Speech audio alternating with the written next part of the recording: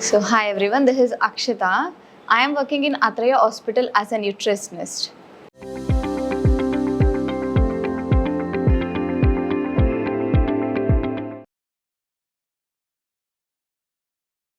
So, as you asked about the most important nutrients in the pregnant woman, firstly speaking, each and every nutrient are most important for each and everyone.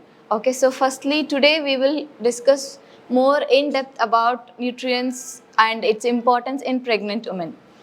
So the most important nutrients what we speak firstly in this present situation, each and everyone need to start like they need to take folic acid. So most of us know what folic acid is and most of us even do not know what folic acid is, right? So what our doctors does, they suggest to take the folic acid before getting pregnant itself. So they just ask us to get consulted to them and they just ask us to take some supplements about that. You can even do that. With that, you can even start taking folic acid in the form of food also. So importance of folic acid, it helps to increase the birth rate firstly. So folic acid, it helps to mostly develop the brain's baby and all the bones and everything. So folic acid covers each and everything in the baby. So that's the most important thing for the first step for the pregnancy. So foods about the folic acid would be like this. You can take all kind of green leaves and vegetables and you can take most of the cereals and pulses, and the only things to be reduced is about the red meat. Just reduce amount of red meat and that would be fine for the folic acid. Then coming on, let's go for the iron. So iron is the most important thing what we generally say as hemoglobin. Alright, so hemoglobin plays a major role. So why is hemoglobin most important? Why? Because to build up the nervous system. So we need a great nervous system for great development of the baby and each and everything. So for the iron or for the hemoglobin, foods that we need to take would be something like spinach and all kind of colorful vegetables and fruits. And most of us keep saying about these beetroots and pomegranates which are colorful will just give us more of iron. It's something not in that way. You can try taking spinaches and a bitter leaf in one bitter leaf in one day. So that would help you in much better way for iron rich food. Okay. So then next comes calcium. Each and every one of us know what calcium is. Calcium plays a major role in bone, right? So it doesn't only play role for the baby bones, it even play role for the mother. Even mother need a good bone density, right? So what we'll do, we will include lots of dairy products. Okay, so by including at least a glass of milk and a cup of curd in a day with some good amount of nuts and seed, you will get enough of calcium.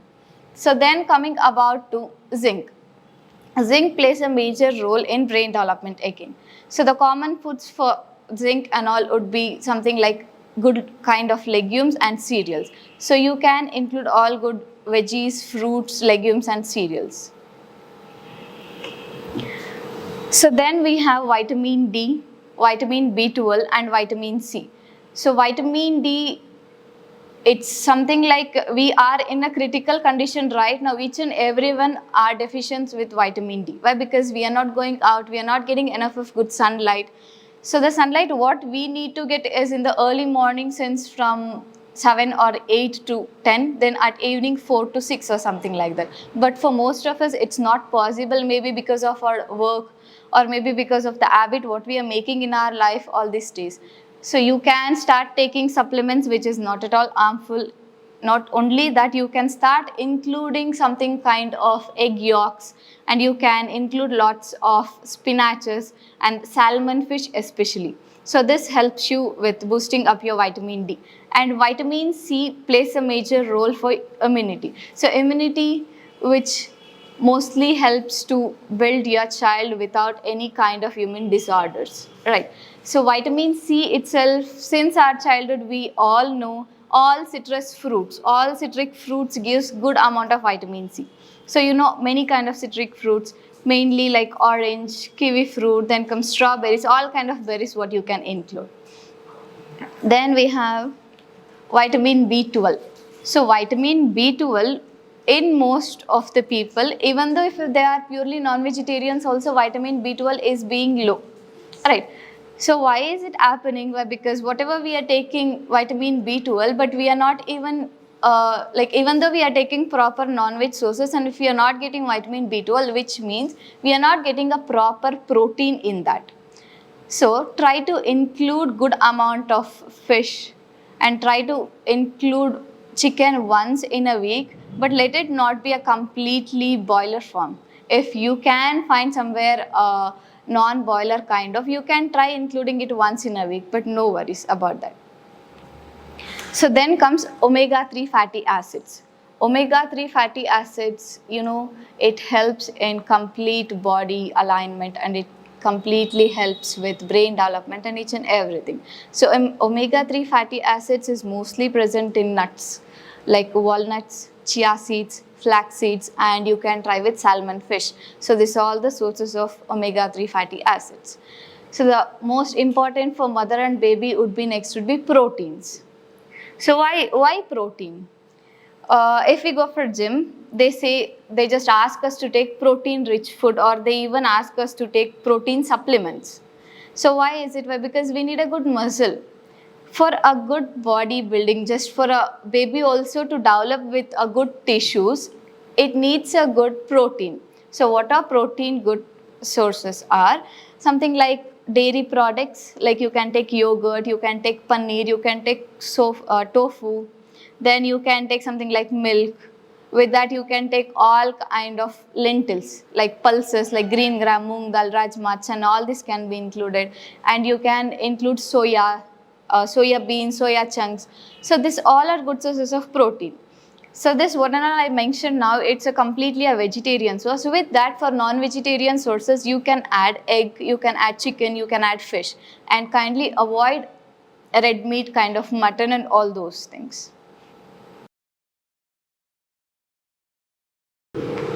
Okay, so food that pregnant women should avoid are mostly each and every doctor says there is no need of avoiding any foods.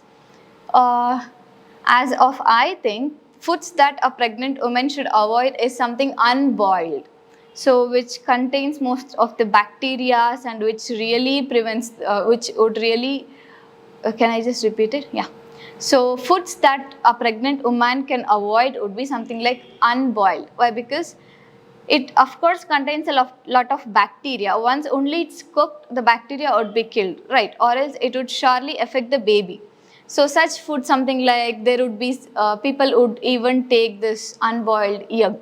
So egg, what they do is they just make it as a half boiled or something. So that and all would be kind of unsafe. Then comes unboiled meat sources. So even that could be of unsafe. Then unwashed fruits and unwashed vegetables. And during pregnancy, it's better to, if you even want to try a raw vegetables, it's just better to put all your veggies in a hot water with a bit of salt and wash it well and then to take it. So this all are the things which I feel should be avoided during your pregnancy.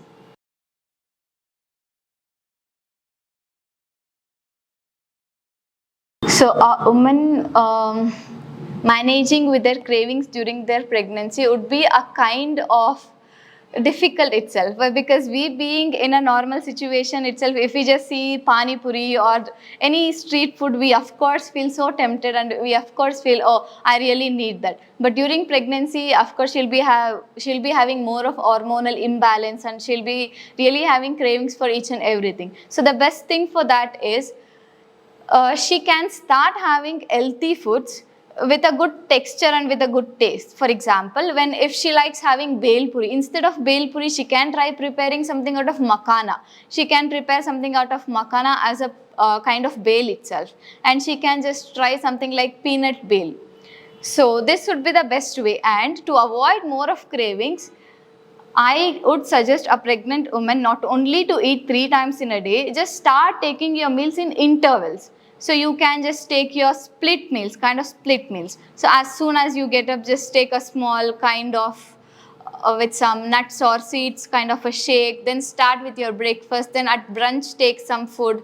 Then again at lunch, take a good portion of food. Then again at snacks, take some seeds or nuts, some fruit or something. Again at dinner take something. So when you are having a complete set of food at your home itself, and you are not at all in a hunger mood now, even though if you go out, you don't feel like having anything. So just start eating in intervals. If you can't even eat at a time, just start eating in intervals. So that would help you in much better way for the cravings. Okay. So the easy snacks which I would suggest is, most of us do not like eating sprouts, right? And most of us just like having pizzas, burgers, all of this. So if you just take sprouts at aside and if you just give pizza, of course you'll pick pizza itself. So what we can do, we can just take the sprouts and we can just grind it over, like you can just soak it overnight and the next day morning you can grind it and you can put it on the pan. So on the same pan you can add good toppings of tomatoes, mushrooms and whatever veggies you want, and you can just grate a bit of cheese for that and you can make it in the form of pizza. Okay, then comes something like peanut bale. You can make a kind of roasted peanut bale. You can make makhana bale. Then you can make a kind of all the sweets at your home itself. You can take all the dry nuts and all the dry seeds, just roast it, and you can make dry nuts ladu kind of. Right, so if you need much more about this, then you can try with sprouts. One day you can add sprouts with some cucumber or carrot and make it a salad. And if you don't like having vegetables a lot, just take veggies, sort it, add quite good amount of yogurt and add all the spices and just make it like a great salad which we get outside. Most of us like burrito bowls, but we don't like having vegetables in sambar. That's the only reason, because there would be a good taste, a taste of cream, a taste of texture. So start preparing things with taste and texture.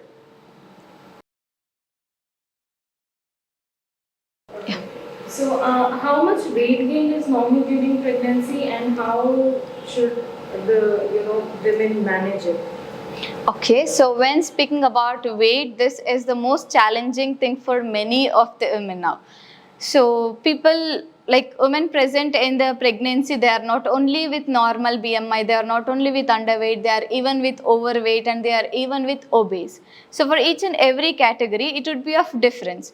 So if a person, if she is a woman who is pregnant, if she is in a normal BMI, she can gain up to almost 10 to 15 kgs. Just think, if our height is 5 feet and our weight is somewhat around 48 or 49.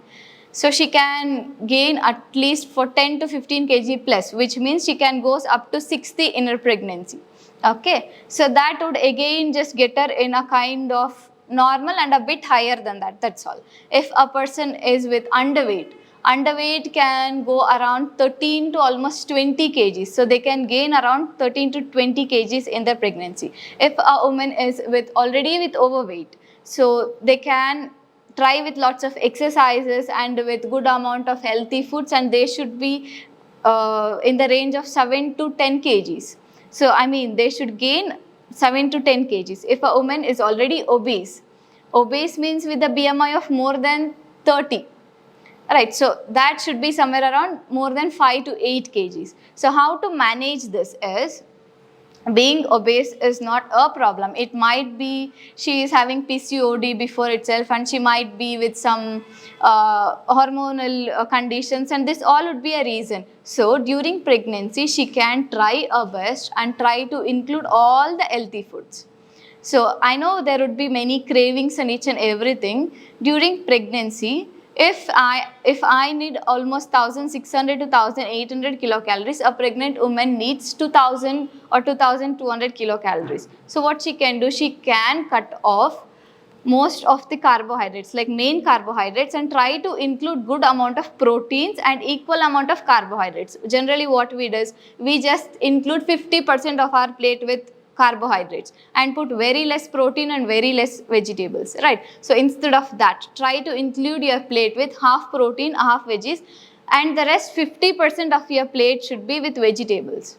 So just try to add lots of vegetables and equal amount of protein and carbohydrates. So this would give you a balanced diet. With that, start doing walking or start doing some exercise which is very safe for you. Maybe if your doctor is suggesting you for to a bed rest, that doesn't mean you should completely lie on the bed throughout the day or complete for 9 months. It's something like you can just go for a normal walk like how you walk from your room to your kitchen, just like that, just after your breakfast, just after your lunch, just after your dinner. Just walk for 5 minutes, just go for a normal 5 minutes walk, and that would be a practice of 15 minutes in the initial stage. Then going on, consult with your gynec. If your gynecologist asks you to just, you can go for a normal walk and everything, just go for a 30 minutes, 45 minutes walk, which would keep you in much safer hands. So what I would wish is you can practice normal stretches. So normal stretching exercise would also help you in much better way.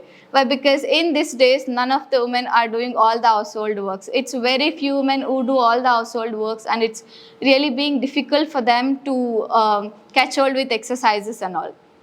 So you can try going for exercise, a walk and for exercise. So that would help you in much better way.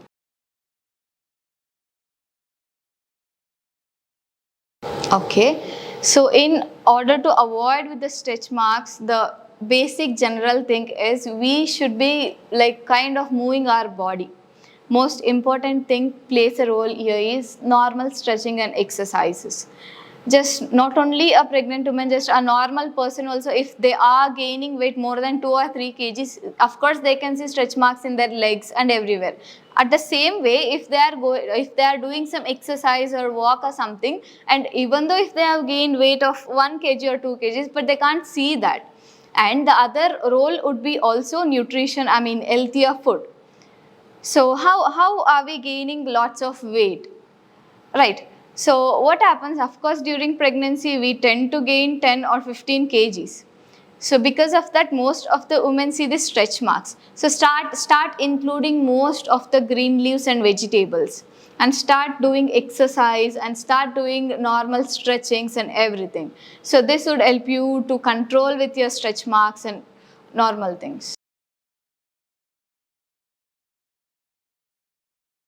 So my advice for all the pregnant women would be, first thing, visit hospital each and every month. So whenever your gynec asks you to visit to the hospital, just come for the checkup regularly. So first important thing would be checkup. So next, of course, your gynec would suggest you to take a nutritious food and do exercise.